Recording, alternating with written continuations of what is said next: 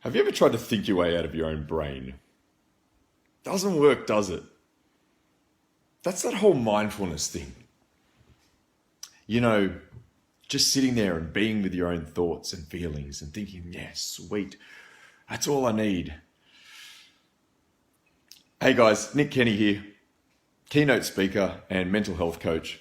In this video, I'm going to share with you 3 habits that I personally found to be far more effective in improving your mental health than simply being with whatever you're feeling.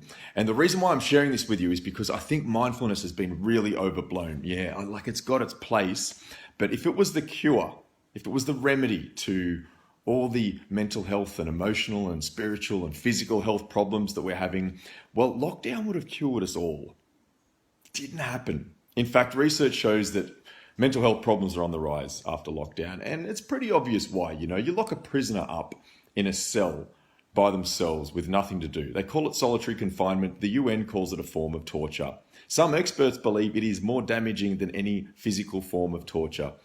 Yeah, we need something to do, we need people to be with, and we need to move. So these 3 habits that I'm going to share with you, think of the 3 M's: mates, movement, and meaning. Yeah? The body needs to move, the heart needs to be connected, and the mind needs to be engaged. So perfect example, right? March last year, 2019, I moved up here to beautiful Nelson Bay, where I'm actually at now. Man, look at that view. That is awesome. I'm at my parents' joint right now. Oh, I love them. And I moved up here and I was in the worst place I've ever been. Like really, really dark place. I was on the brink, yeah. And I moved up here because everything that I was doing was not working, and it was too much for me to handle, and I needed to take some time out and get myself back together. So I moved up here and I thought, well, I'm just going to go meditate for like hours on end every day.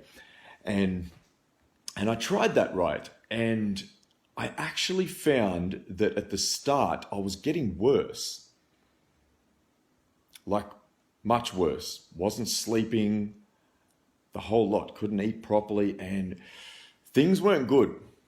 And it wasn't until I spoke to a psychologist who referred me to a drug and alcohol recovery group here in the Bay, and I borrowed my brother's push bike and I started doing Spanish, that I really started to feel better, like a lot better. And what happened with this? So the drug and alcohol counseling, right? Awesome group, by the way. Smart Recovery, if anyone's interested, they do amazing things.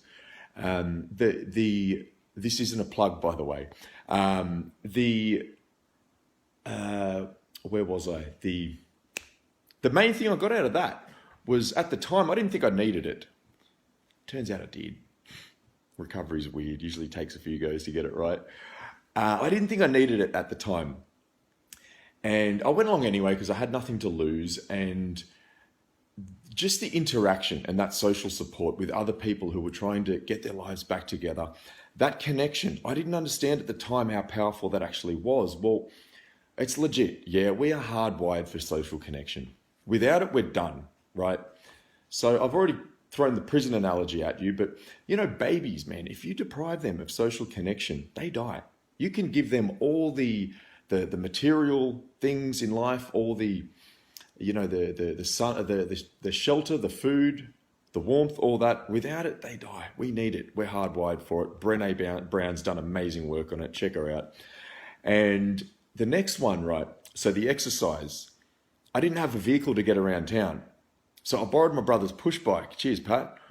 And I forced myself to get out of bed or off the lounge every day at 4 p.m. because it's the only way I could get to the gym and back. Right? And I hadn't done cardio properly for many years, right?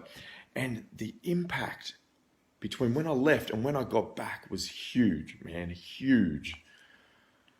So the research behind that's crystal clear too, by the way. Researchers have found that antidepressants versus cardio exercise, like light, even brisk walking 3 times a week, the cardio wins hands down every time, beats any antidepressant. They've done this consistently. It's amazing. And just picture that, the billions and billions of dollars that get poured into antidepressant research every year, they're yet to come up with a better cure than walking fast 3 times a week. And the last one is purpose, right? We need to be doing something. Like, we need to keep this active, yeah? And I get it, we don't always need to be doing it. We need time to wind down. But just sitting there and trying to be with ourselves, man, the brain starts ruminating, it starts dwelling on things. We need something to engage this with, right? Rumination, it happens quick if we don't have something to do and someone to be with. So find something you enjoy, something where you're in the moment or it has an actual purpose, working towards something. And what works for me is going to be different to what works for you, right? Like, give me a canvas, I'm good for hours. Give me a musical instrument, I'm done in 5 minutes. So that's entirely up to you, yeah? But the 3 things to take away from this: mates, movement, and meaning. So the meaning, find your purpose, find something that's not the whole, like, find your purpose, why are you here in this world, it's not that. It's just find something with a purpose. Find an activity you enjoy, yeah? Do more of it. And the second one is mates. Sorry, the other one was mates, movement, meaning. I've covered the meaning. Secondly, the movement. That's right. Find a cardio activity you like. Doesn't have to be cycling. I like to go for a morning walk. I don't cycle anymore. It's didn't really catch on. I used it as transport. That was it.